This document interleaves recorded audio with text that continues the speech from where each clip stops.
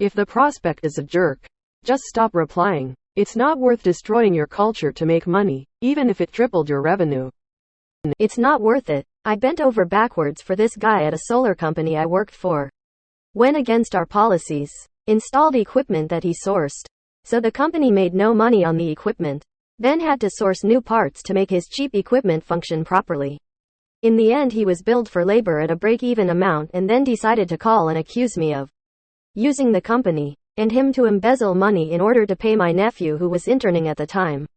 My nephew, who was making minimum wage and helping me install 1,000 pounds batteries for this man. So he was 100% necessary for this job. I lost my temper at him and in the end I should have just told him no from the beginning like I tried to do and saved everyone the hassle. This was like 5 years ago and I still hope that man stubs his toe to death. Piece of shit. How it starts is how it goes.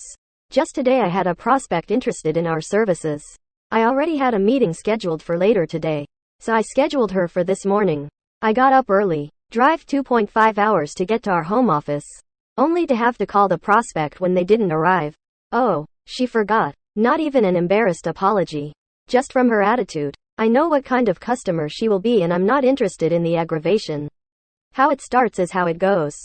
I wish I could share an internal conversation we had today where we all agreed to turn down a previous client because one of engineers would probably quit if he had to deal with him again. We have these conversations all the time. X wants us to take on Y. Do we accept? Absolutely not. Or, oh yeah, they're cool. How was the prospect a jerk to you? At first he was fine. To my face.